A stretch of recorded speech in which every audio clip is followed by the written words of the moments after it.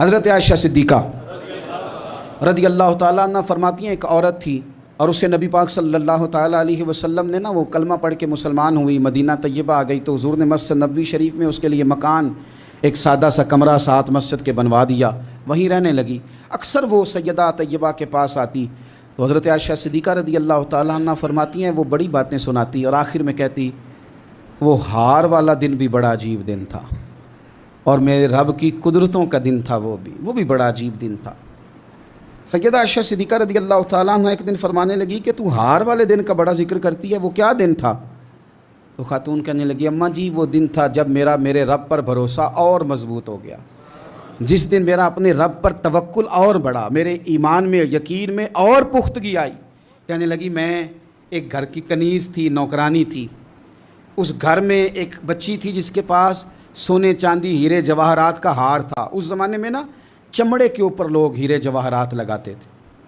کئی دفعہ سرخ رنگ کے چمڑے پہ لگائے جاتے تھے، وہ بچی پہنتی تھی تو کہتی ہیں وہ بچی کے اس نے اتار کے رکھا یا اس سے گرا وہ ہار تو چیل اسے اٹھا کے لے گئی گوشت سمجھ کے اور میرے سامنے اٹھا کے لے گئی۔ گھر والوں نے پوچھا مجھ سے کہ وہ ہار کہاں ہے تو میں نے کہا چیل اٹھا کے لے گئی۔ وہ خاتون عرض کرتی ہے سیدہ عائشہ کی خدمت میں کہ مجھے بڑا مارا، مجھے تکلیف دی، میں کہہ رہی تھی کہ میرے سامنے چیل لے گئی ہے پر وہ نہیں مان رہے تھے، اماں جی انہوں نے مجھے بڑا مارا۔ حضرت عائشہ صدیقہ کہتی ہیں پھر کیا ہوا؟ کہنے لگی اماں جی جب کوئی میرا مددگار نہ رہا،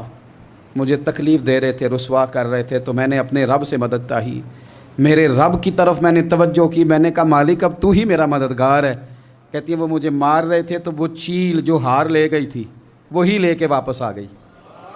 اور ہمارے سروں کے قریب لا کے اس نے جب اس ہار کو پھینکا وہ مجھے چھوڑ کے سائیڈ پہ ہوئے، وہ میری بے گناہی جان گئے، لیکن آپ کو بتاؤں اس دن سے میرا اپنے رب پر یقین اور بڑھ گیا۔ مجھے سمجھ آ گئی کہ جب انسان پورا ٹوٹ جاتا ہے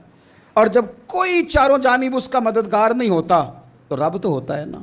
اللہ تو اس کا مددگار ہوتا ہے نا، وہ تو پھر اپنے اس بندے کی مدد کرتا ہے نا، پھر وہ تو توانائی دیتا ہے نا، وہ تنہا نہیں چھوڑتا، وہ تو آنسوؤں والوں کے آنسوؤں پہ بڑا کرم فرماتا ہے، وہ تو قسم پرسی میں آ جاتا ہے، اس کی رحمت بڑھ کے استقبال کر لیتی۔